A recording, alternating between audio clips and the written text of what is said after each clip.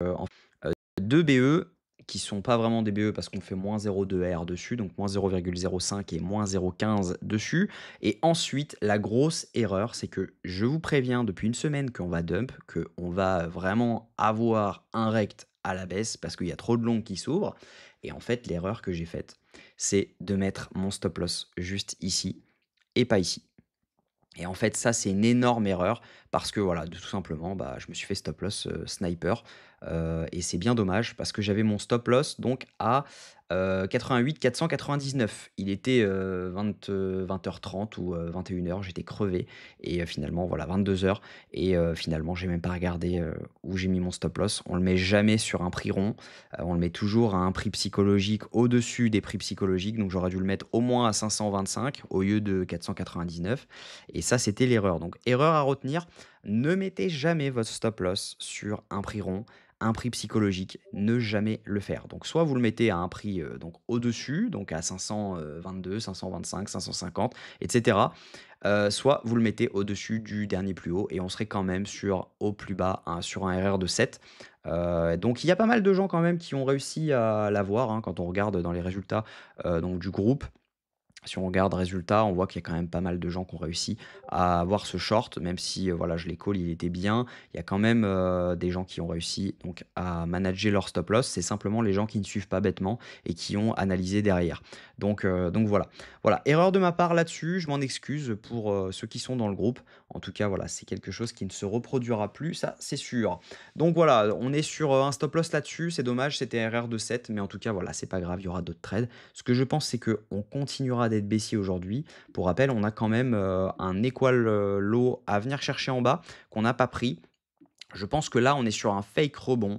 On a donc cette zone-ci à venir chercher. On avait également la zone OTE de tout le mouvement. Donc, à mon avis, il y a des chances sur lesquelles on vient chercher ce mouvement-ci et voire un tout petit peu en dessous. Et derrière, potentiellement, on peut poser un bottom parce que là, on a quand même laissé un triple equal high. Et donc, ça, c'est plutôt encourageant. Donc, on a liquidé cet equal high juste ici. Et là, on est sur un triple equal high juste là. Donc, même si on a liquidé de 1 $, bon, ça suffit pour sortir quelques-uns, notamment moi.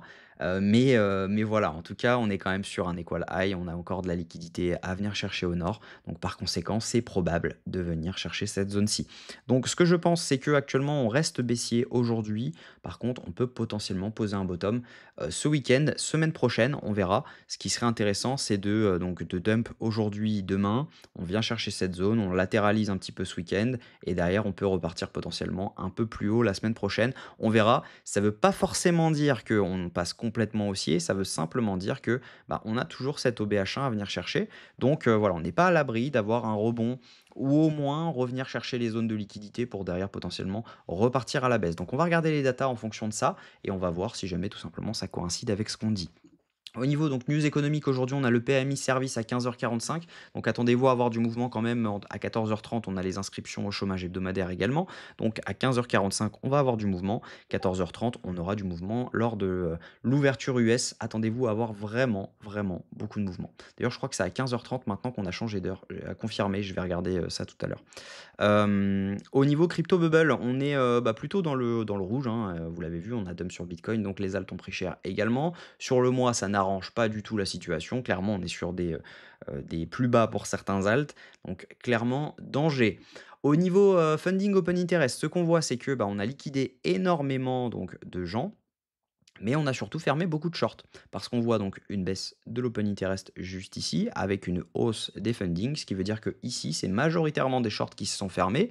Par contre, quand on regarde sur la chart Bitcoin, on voit qu'il y a des longues qui se sont rouverts encore ici. On a une hausse de l'open interest avec une rehausse des fundings. Donc maintenant, à voir si jamais c'est plus sur des shorts qui se sont fermés que des longues qui se sont ouverts.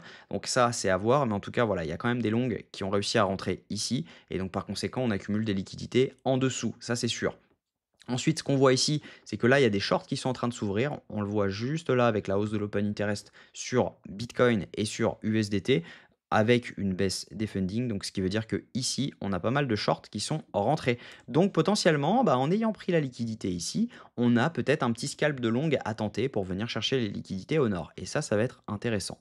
Au niveau donc liquidation, ce qu'on voit, c'est que sur 48 heures, bon, bah, on a pris toutes les liquidations qu'il y avait à prendre. Si jamais je me mets sur une semaine, bon là, c'est C'est Coinalyze, donc clairement, voilà, on a, c'est CoinGlass, pardon, donc on n'a pas d'actualisation de liquidité, mais on voit qu'on a vraiment pris tout ce qu'il y avait à prendre, tout ce qui était jaune, clairement, on les a pris, donc plutôt intéressant. Par contre, si je me regarde Kingfisher, si ça veut bien charger, voilà, on a quand même un gros cluster à venir prendre autour des 87 235 $.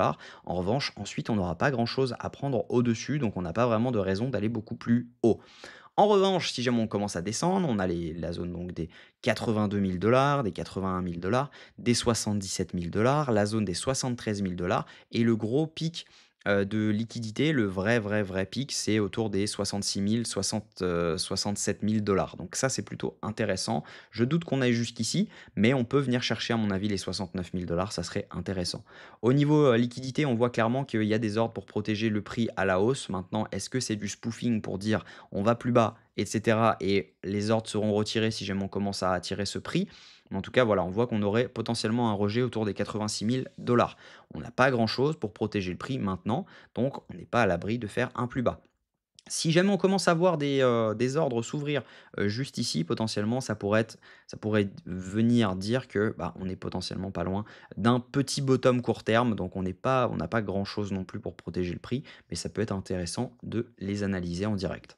Au niveau, de ce que font les whales actuellement donc, ont vendu cette zone-ci, donc on n'est pas sur une vente non plus massive. Par rapport au prix, on n'est pas non plus sur une énorme divergence, donc ça, c'est plutôt intéressant. Les micro whales ont vendu également, alors que les retails, eux, ont racheté ce mouvement. Donc ça, c'est plutôt intéressant parce qu'on n'est pas sur des ventes massives en spot. On est plus sur des accumulations de liquidation, cascade de liquidation et par conséquent, on fait un long squeeze. Donc ça veut dire qu'on prend tous les stop loss de tous les gens qui avaient long et par conséquent, toutes les positions acheteuses deviennent vendeuses au market et quand elles sont liquidées ou SL, bah ça vend, ça vend, ça vend et par conséquent, bah voilà, on accumule, on accumule, on accumule et ça n'arrête pas de tomber. Donc c'est un peu ce qui s'est passé. Donc techniquement, voilà, on est dans une zone quand même qui est plutôt intéressante parce que on a pris les liquidités qui étaient ici. Quand on regarde juste ici, on a pris la liquidité, on n'a pas fait d'équal low. En revanche, on a quand même cet équal low juste ici. Là, on a un triple équal low, donc juste ici, ici et ici, hein. Clairement, voilà, on est sur un équal low. Donc, à mon avis, on peut avoir un rebond court terme sur lequel on revient chercher le FVG, donc H1 qu'on a juste ici. Si jamais je vous mets donc, le support, on a, donc ce FVG qui était juste là, mais il me semble qu'on en a quand même un qui va beaucoup, beaucoup plus haut. Si jamais je me mets en H4, voilà, il est vraiment immense, donc il est jusqu'ici. Donc là, il ne me le trace pas, mais voilà, on a ce FVG juste ici à venir prendre. Donc ça peut être intéressant de retracer un petit peu, voire venir chercher la zone OTE de tout le mouvement. Donc ça peut être intéressant. Ça ne veut pas dire qu'il faut long market maintenant, mais ça veut dire qu'on peut analyser potentiellement une zone de retournement parce qu'on a pris la liquidité ici, on a validé un changement de tendance court terme actuellement. Si jamais je me mets en M5, on a validé un changement de tendance juste ici. Et donc par conséquent, bah, on peut revenir chercher ce FVG juste ici et avoir potentiellement donc un retournement dans lequel on vient chercher les liquidités ensuite au nord. Donc les liquidités, pour rappel, elles sont, si jamais je me mets en optical opti, on va regarder, optical opti, ça veut dire donc les liquidités des dernières 24 heures qui se sont accumulées. On a des liquidations qui vont jusqu'aux 86 600 $ qui coïncident avec la liquidité qu'on a juste ici autour des 86 000 $. Donc on a 295 bitcoins là-dessus. Donc ça serait venir chercher donc cette zone-ci de liquidité.